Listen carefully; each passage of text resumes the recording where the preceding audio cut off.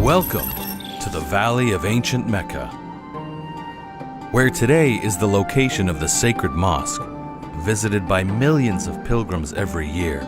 There was once nothing but a barren desert. 4,000 years ago, Prophet Abraham was commanded by Allah to take his wife Hajar and their son Ismail on a long journey to this deserted place. Peace be upon them all. Abraham knew by revelation from God that it is there where long ago the Kaaba once stood, which was also called the Ancient House. And it is there where the Kaaba shall be rebuilt by him and his son Ismail to restore the long-forgotten legacy of this sacred place.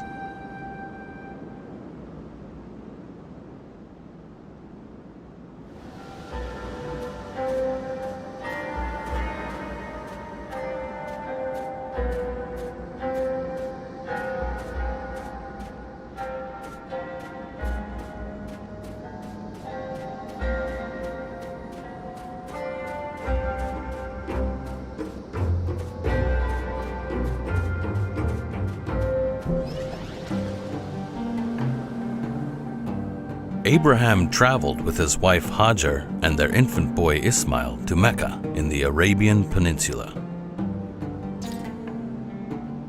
At that time, there were neither people nor a source of water or food. Finally, they camped under a tree near the location of the ancient house. After they settled down, Abraham gave Hajar a bag of dates and a water skin. Then, to her astonishment, he started to walk away without saying a word, leaving his wife and son alone at the campsite.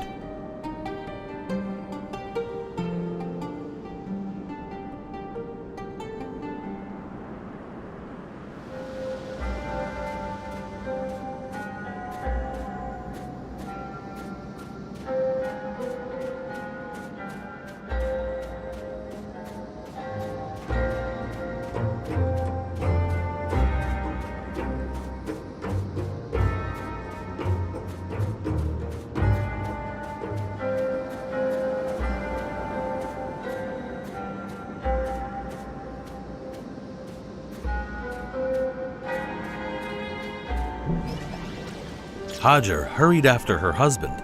"Where are you going, Abraham, leaving us in this valley with no people or anything else?" Abraham did not respond, probably fearing that this would get him into an argument with his wife over something God had commanded him to do. So he kept walking without even looking at her. Hajar, still following him and repeating her question, suddenly realized that his strange behavior could be because he had no choice. "Oh, Abraham, has Allah commanded you to do so?" she asked.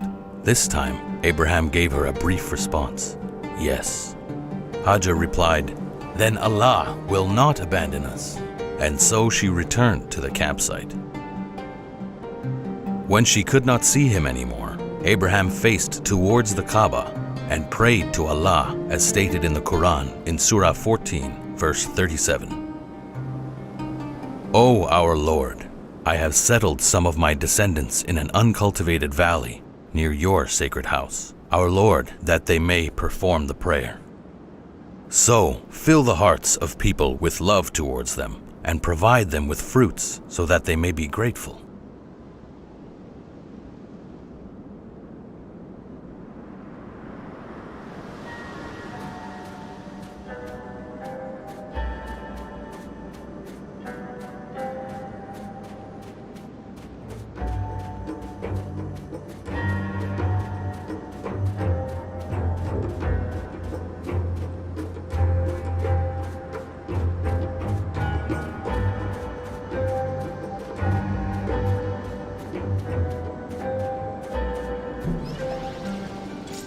Hajar had put her trust in Allah. She continued suckling Ismail and drinking from the water she had with her. But the provisions only lasted a day or two.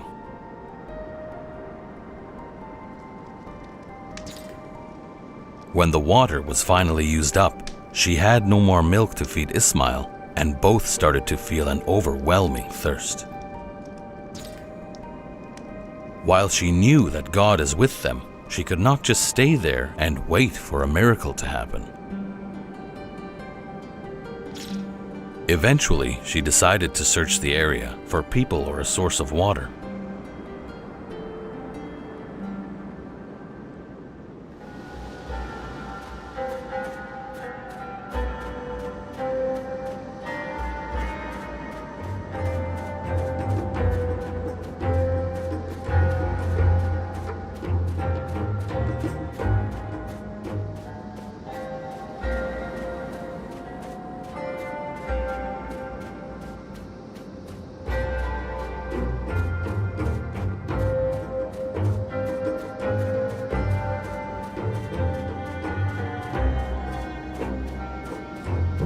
As stated in a narration by Ibn Abbas, Hajar said to herself, "I should go and look so that I may see somebody." To make her search easier, she left her child at the camp and climbed up a nearby hill known as Safa. From this elevated spot, she hoped to see someone or something that might save them, but there was nothing. She went down to the valley and ran till she reached another hill called Marwa, which would allow her to get a good view over the northern part of the valley, but again, she could not see anything that would help her. Then she said to herself, "I better go and check on the child." When she arrived, she found the baby weakened and barely breathing. She could not endure watching him suffer, so she said to herself, "I will go again and look. Maybe I will find somebody this time."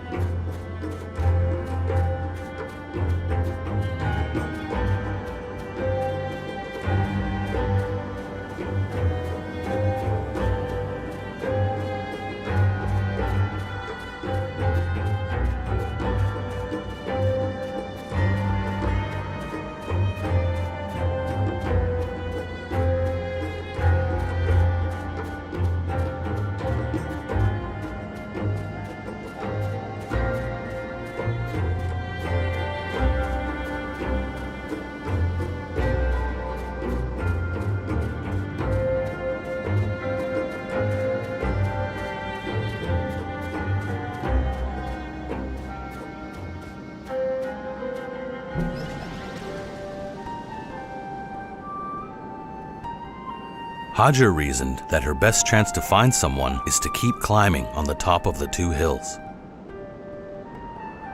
For 7 times she went on, hurrying over the craggy 450-meter-long path between the hills of Safa and Marwa.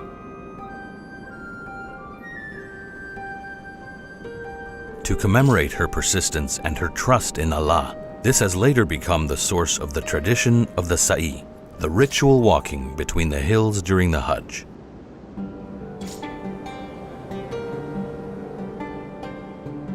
When Hajar reached Al-Marwa for the last time, she heard a whispering voice and listened attentively. She heard the voice again and said, "Oh, whoever you may be, you have made me hear your voice. Have you got something to help me?" Suddenly, the Archangel Gabriel appeared at their campsite and hit the ground with his mighty heel.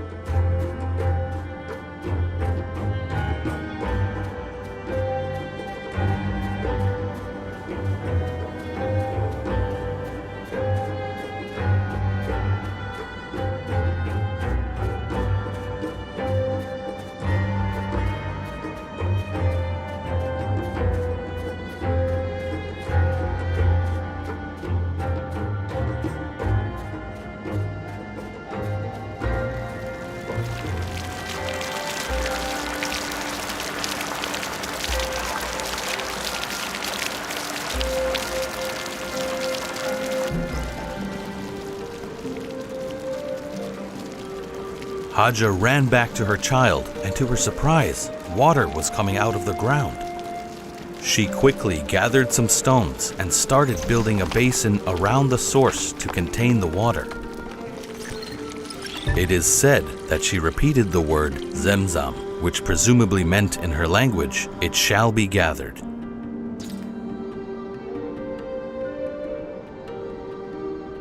She drank from the water and gave Ismail to drink from it until their thirst was quenched.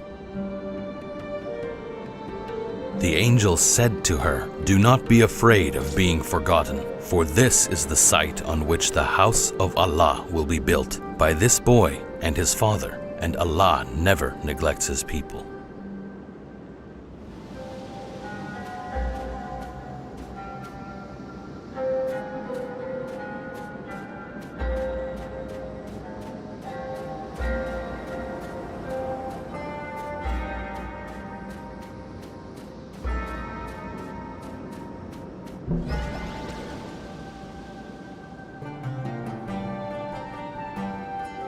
Hajar and Ismail were saved by the miraculous emergence of the blessed Zemzam well. Soon after, birds started flying over the new water source. Then, by Allah's providence, a group of travelers came to Hajar and her son. They were from an ancient Arab tribe called Bani Jurhum. They would usually pass by the valley, but to their surprise, they saw birds flying over it. They found the woman and the baby near a source of crystal clear water. According to the custom of that time, Hajar was the mistress of the source. They asked for her permission to set up a camp and drink from the water, and in return they would protect and provide for her and Ismail. Hajar agreed, and she raised her hands to praise Allah.